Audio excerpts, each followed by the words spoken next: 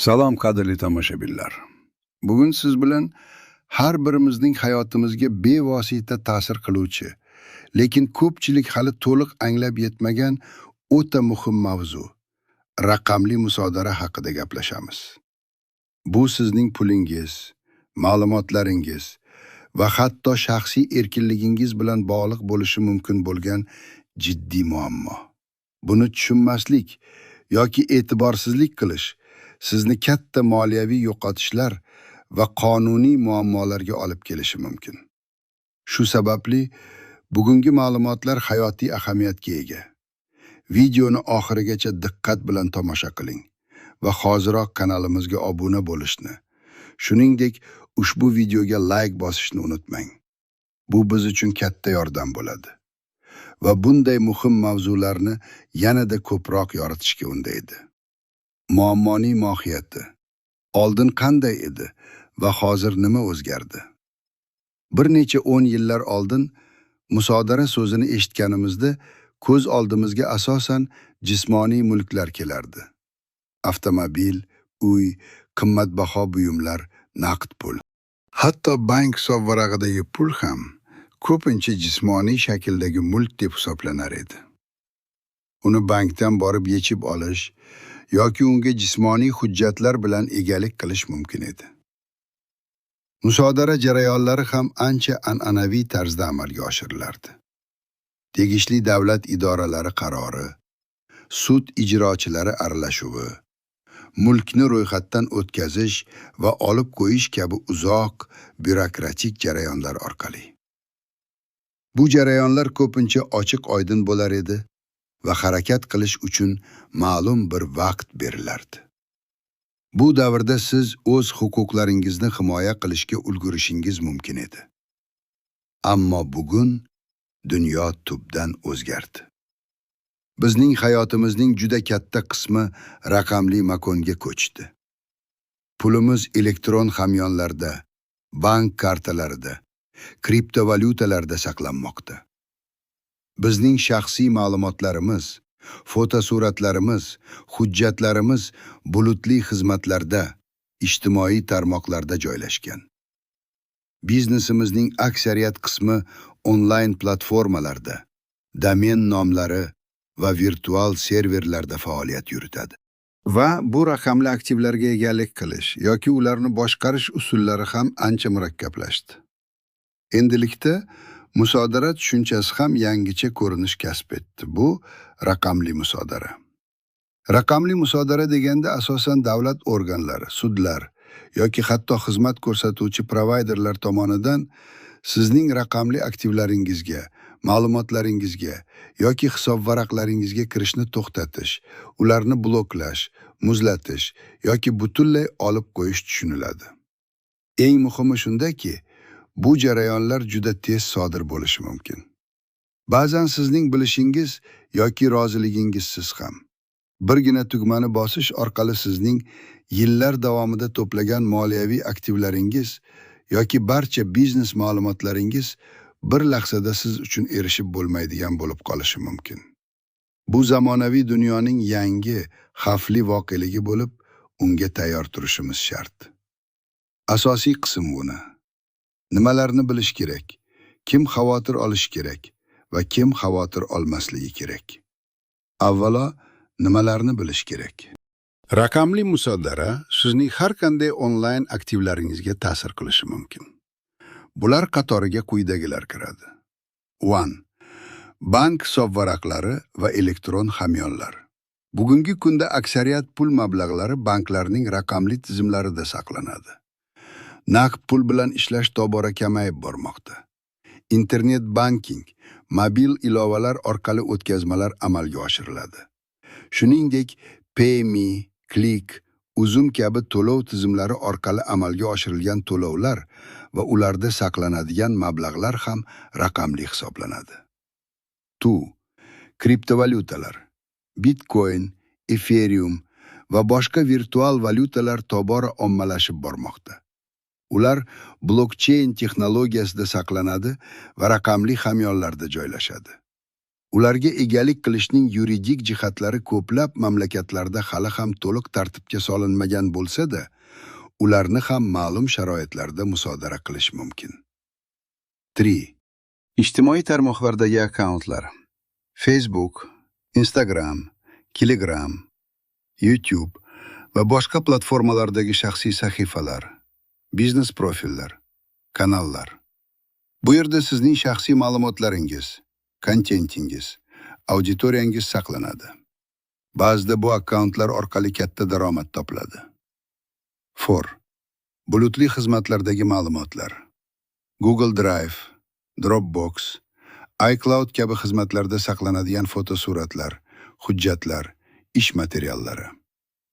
5. Onlayn biznes aktivlari: domen nomlari, veb-saytlar, serverlar, onlayn do'konlar. Bular biznesning asosiy infratuzilmasini tashkil etadi. 6. Intellektual mulk: elektron kitoblar, onlayn kurslar, dasturiy ta'minot, san'at asarlari kabi raqamli formatdagi mualliflik huquqi obyektlari. Xo'sh, kim xavotir olishi kerak? Rostini aytganda, bugungi kunda deyarli har bir kishi raqamli musodaradan xavotir olishi kerak. Lekin ba'zi toifadagi odamlar uchun bu xavf ayniqsa yuqori. Onlayn biznes egalari va tadbirkorlar: agar sizning biznesingiz asosan internetda faoliyat yuritayotgan bo'lsa, domen nomingiz, veb-saytingiz, elektron pochta manzillaringiz, serverlaringiz sizning asosiy aktivlaringizdir. Ularning bloklanishi biznesingizni bir lahzada to'xtatib qo'yishi mumkin. Frilanserlar va masofaviy ishchilar: chet el mijozlaridan pul o'tkazmalarini qabul qiluvchilar, elektron hamyonlar yoki xalqaro to'lov tizimlaridan foydalanuvchilar.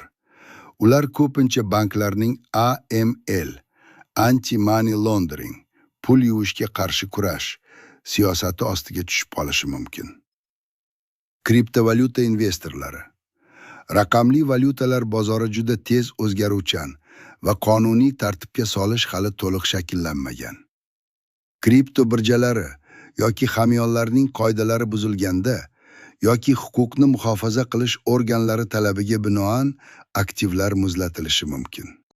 Blogerlar, kontent yaratuvchilar, ijtimoiy tarmoq faollari: agar sizning daromadingiz yoki ta'siringiz ijtimoiy tarmoqlar yoki YouTube kanalingizga bog'liq bo'lsa, akkauntingizning bloklanishi yoki butunlay o'chirilishi sizning obro'yingizga va moliyaviy ahvolingizga jiddiy zarar yetkazishi mumkin. Doimiy ravishda katta miqdordagi onlayn tranzaksiyalar amalga oshiruvchilar: banklar va to'lov tizimlari noqonuniy faoliyatga qarshi kurashish maqsadida shubhali deb topilgan tranzaksiyalarni avtomatik ravishda blokirovka qilishi mumkin. Shaxsiyligi yoki ma'lumotlari ayniqsa muhim bo'lgan shaxslar: siyosatchilar, jurnalistlar, faollar, tadqiqotchilar. Ularning ma'lumotlari kiberhujumlar yoki ma'lumotlarning oqib ketishi orqali xavf ostida bo'lishi mumkin. Kim xavotir olmasligi kerak? To'g'risini aytsam, xavotir olmasligi kerak degan toifa yo'q. Har bir inson, hattoki minimal raqamli izga ega bo'lgan kishi ham potensial xavf ostida. Masalan, oddiygina bank kartasi yoki smartfoni bor odam ham kiberfiribgarlik qurboni bo'lishi yoki noto'g'ri bank o'tkazmasi sababli hisob varag'i bloklanishi mumkin.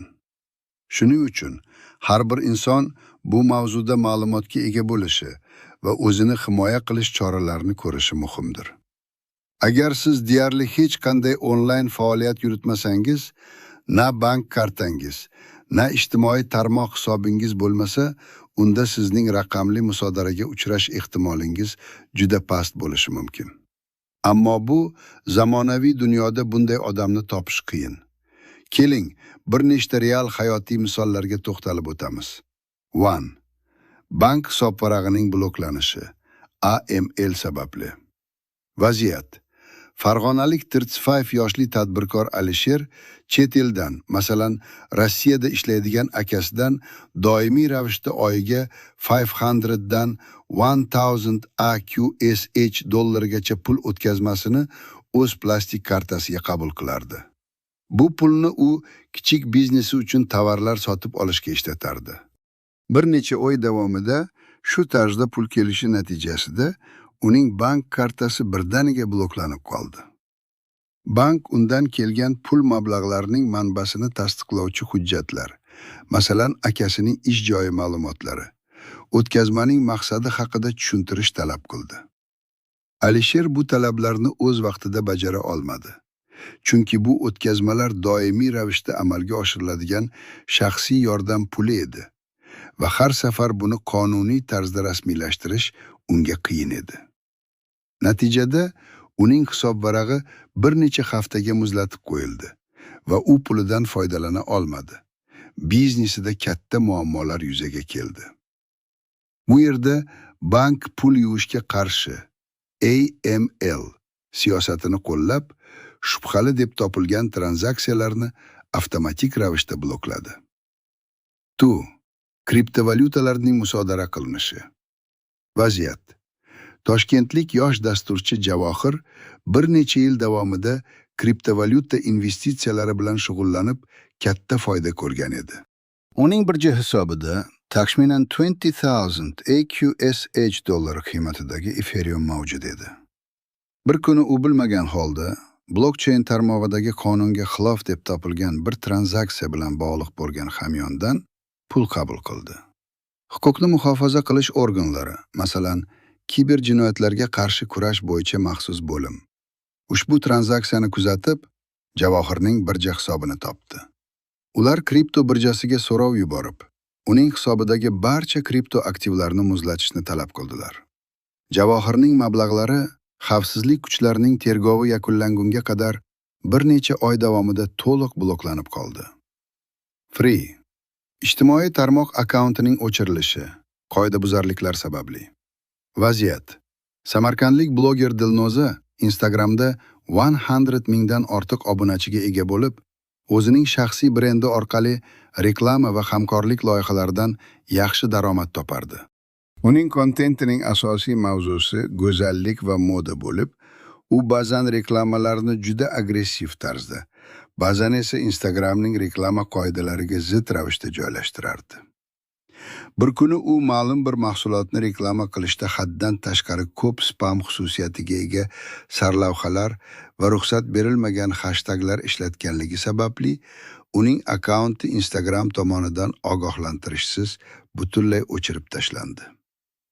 Uning barcha obunachilari, yaratgan kontenti va u orqali topadigan daromadi bir lahzada yo'q bo'ldi. Akkauntni tiklash urinishlari samarasiz yakunlandi. Chunki platformaning qoidalarini jiddiy buzgan edi. 4. Domen nomining olib qo'yilishi. Vaziyat. Toshkentda faoliyat yurituvchi Alpha Solutions MCHJ kompaniyasi o'zining alfa.uz domenida onlayn do'konini ishga tushirgan edi. Ushbu domen kompaniyaning asosiy identifikatori va mijozlar bilan aloqa kanali edi. Kompaniya domen nomi uchun har yili belgilangan to'lovni o'z vaqtida to'lashni unutdi. Domenni ro'yxatdan o'tkazuvchi kompaniya bir necha marta ogohlantirish yuborganiga qaramay, to'lov amalga oshirilmadi. Natijada domen muddati tugadi va boshqa shaxs tomonidan sotib olindi. Kompaniya o'zining raqamli identifikatorini yo'qotdi. Bu esa mijozlar bilan aloqalarning uzilishiga, savdo hajmining keskin kamayishiga va brend obro'siga jiddiy putur yetishiga olib keldi. Hatto keyinchalik yangi domen sotib olinsa ham, eski domen bilan bog'liq barcha trafik va SEO o'rinlari yo'qoldi. Bu misollar shuni ko'rsatadiki, raqamli musodara har birimizga ta'sir qilishi mumkin. Va bu holatlarda o'zini himoya qilish uchun ma'lumotga ega bo'lish juda muhim. Asosiy qism. Qoidalardan istisnolar, qaltis nuqtalar va noaniq jihatlar. Raqamli musodara faqat qonunbuzarliklar oqibatida yuzaga keladi deb o'ylash noto'g'ri. Ba'zan bu jarayonlar juda murakkab, qoidalardan istisno holatlarga ega va tushunarsiz nuansiga ega bo'lishi mumkin. 1. Yurisdiksiya murakkabliklari. Siz O'zbekistonda yashaysiz, ammo bank hisobingiz xorijiy bankda. Kriptovalyutangiz Singapurda ro'yxatdan o'tgan birjada, ijtimoiy tarmoq akkauntingiz esa AQShdagi serverlarda joylashgan. Qaysi davlat qonunlari qo'llaniladi? Bunday hollarda bir davlatning huquqni muhofaza qilish organlari boshqa davlatdagi xizmat ko'rsatuvchi provayderdan aktivlarni bloklashni talab qilishi mumkin. Masalan, O'zbekiston sudining qarori bilan Germaniyada joylashgan serverdagi veb-sayt bloklanishi juda murakkab jarayon bo'lib, xalqaro huquqiy yordam mexanizmlarini talab qiladi. Lekin ba'zida provayderlar o'zlarining ichki qoidalari asosida davlat talabini kutmasdan ham harakat qilishi mumkin. Xizmat ko'rsatuvchi provayderlarning roli. Banklar, kripto birjalar, ijtimoiy tarmoqlar o'zlarining xizmat ko'rsatish shartlariga Terms of Service ega. Bu shartlar sizning qabul qilishingiz bilan kuchga kiradi. Va ular sizning hisobingizni har qanday vaqtda, hatto davlat aralashuvisiz ham bloklashi yoki o'chirib tashlashi mumkin. Misol uchun, bank mijozining shubhali tranzaksiyalarini aniqlaganda darhol hisobni muzlatadi va izoh talab qiladi. Bu pul yuvishga qarshi kurash doirasida amalga oshiriladi va bankning ichki qoidalariga ko'ra sodir bo'ladi. Sud qarori shart emas. 3. Muzlatish va musodara orasidagi farq. Hisobingiz yoki aktivlaringizni muzlatish ko'pincha vaqtinchalik chora bo'lib, bu sizga vaziyatni aniqlashtirish, kerakli hujjatlarni taqdim etish yoki qoidabuzarliklarni bartaraf etish imkoniyatini beradi. Biroq, musodara bu aktivlarning butunlay davlat mulkiga aylantirilishi yoki sizning egaligingizdan butunlay olib qo'yilishi demakdir. Muzlatilgan aktivlar ko'pincha tergov yakuniga qadar bir necha oydan, hatto bir necha yilgacha o'z egasiga qaytmasligi mumkin. Bu davrda ularning qiymati, ayniqsa kriptovalyutalarda, tushib ketishi yoki butunlay yo'q bo'lib ketishi mumkin. 4. Egalik huquqini tasdiqlashning qiyinligi. Raqamli dunyoda kimning moliki degan savolga javob berish ba'zan murakkab bo'ladi. Masalan, kriptovalyuta hamyoniga egalikni tasdiqlash uchun maxfiy kalit, private key yoki seed phrase talab qilinadi. Agar siz buni yo'qotgan bo'lsangiz, aktivlaringizdan mahrum bo'lishingiz mumkin. Hech kim uni musodara qilmasa ham. Yoki agar sizning elektron pochtangizga yoki ijtimoiy tarmoq akkauntingizga kiberhujum bo'lsa va nazorat o'zgarib ketsa, sizga tegishli bo'lgan raqamli mulklarni qaytarib olish qiyin bo'lishi mumkin. 5. Anonimlik va kuzatuv. Ba'zi kriptovalyutalar, masalan Monero, Zcash, anonimlikni ta'minlashga qaratilgan bo'lsa-da, ko'pchilik Bitcoin, Ethereum tranzaksiyalari blockchain tarmog'ida ochiq va kuzatilishi mumkin. Huquqni muhofaza qilish organlari maxsus dasturiy ta'minot yordamida harakatlarni kuzatishi va shubhali aktivlarni aniqlashi mumkin. Silvi. Xato qilish xavfi. Ba'zida tizimlar yoki odamlar tomonidan xatolar tufayli ham raqamli musodara yuz berishi mumkin. Misol uchun, shaxsning identifikatsiya ma'lumotlari boshqa bir jinoyatchining ma'lumotlari bilan adashib ketishi yoki noto'g'ri sud qarori chiqarilishi mumkin. Bu juda kam uchraydigan holatlar bo'lsa-da, bunday xatolar ham inson hayotiga jiddiy ta'sir ko'rsatadi. Qaltis nuqtalardan biri shundaki, xizmat ko'rsatuvchi provayderlar, banklar, birjalar, ijtimoiy tarmoqlar ko'pincha o'z foydalanuvchilarining huquqlarini himoya qilishdan ko'ra, o'z obro'sini, regulyatorlar talablarini va ichki qoidalarni ustun qo'yadi. Ular uchun bir hisobni bloklash yoki o'chirish bitta tugmani bosishchalik oddiy. Keyin esa siz o'z huquqlaringizni isbotlash uchun uzoq va zerikarli kurashishga majbur bo'lasiz. Amaliy maslahatlar. Tomoshabin nima qilishi kerak? Yuqorida aytilganlardan kelib chiqib, raqamli musodaradan o'zingizni himoya qilish uchun bir nechta muhim amaliy qadamlar mavjud. 1. Ma'lumotlaringizni zaxiralang. Backup. Hamma muhim ma'lumotlaringiz, fotosuratlar, hujjatlar, ish materiallari, kontaktlar bir nechta joyda, jumladan fizik qurilmalarda, tashqi qattiq disk, USB fleshka saqlansin.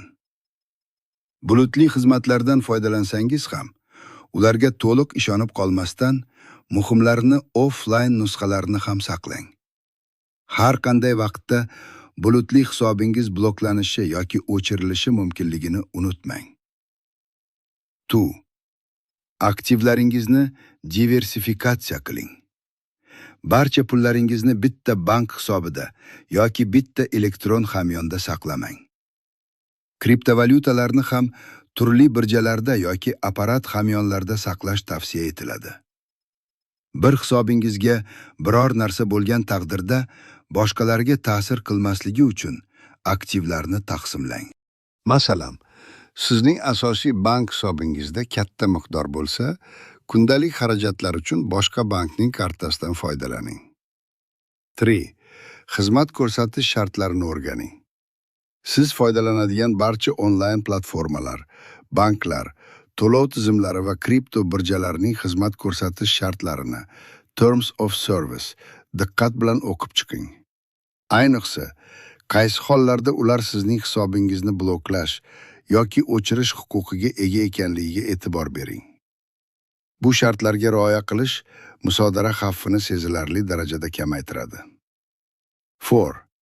Kuchli xavfsizlik choralarini qo'llang. Har doim kuchli va noyob parollardan foydalaning. 2 faktorli autentifikatsiyani 2FA hamma joyda yoqing. Bu sizning hisoblaringizga kirishni sezilarli darajada qiyinlashtiradi. Ishonchli antivirus dasturidan foydalaning va operatsion tizimingizni muntazam ravishda yangilab turing.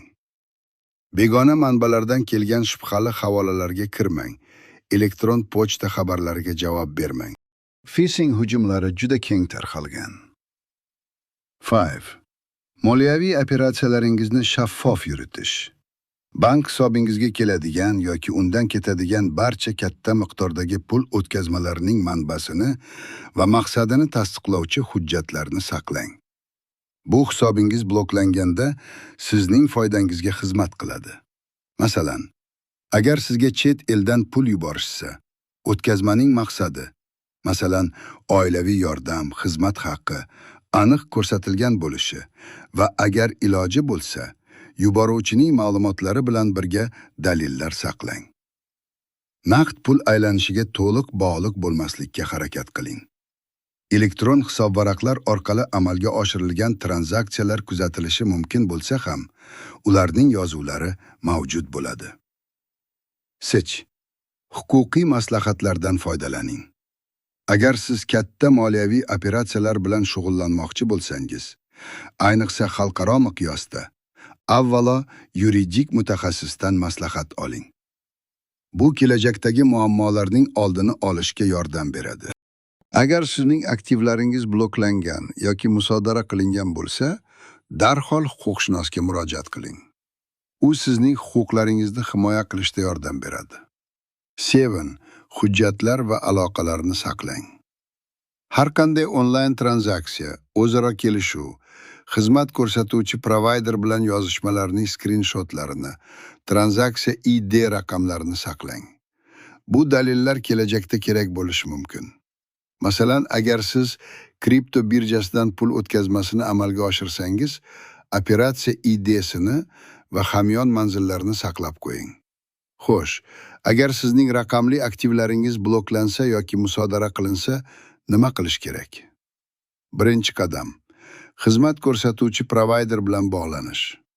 Bank, kripto birja, ijtimoiy tarmoq ma'muriyati bilan tezkor bog'laning. Bloklanish sababini aniqlang. Ular odatda sizga sababni aytishi va vaziyatni qanday hal qilish bo'yicha ko'rsatmalar berish kerak. Ikkinchi qadam: hujjatlarni yig'ish. Bloklanish sababiga qarab, sizdan turli hujjatlar talab qilinishi mumkin. Masalan, pul mablag'larining manbasini tasdiqlovchi hujjatlar, ish haqi to'g'risidagi ma'lumotnoma, shartnomalar, hisob fakturalar, shaxsni tasdiqlovchi hujjatlar, pasport nusxasi, tranzaksiya tafsilotlari, ich, de, sana, miqdor. Barcha tegishli hujjatlarni to'plang va ularning nusxalarini saqlang. 3-qadam. Rasmiy murojaat qilish. Agar provayder bilan bevosita aloqa natija bermasa yoki ular adolatsiz qaror qabul qilgan deb hisoblasangiz, yozma ariza yoki shikoyat bilan murojaat qiling.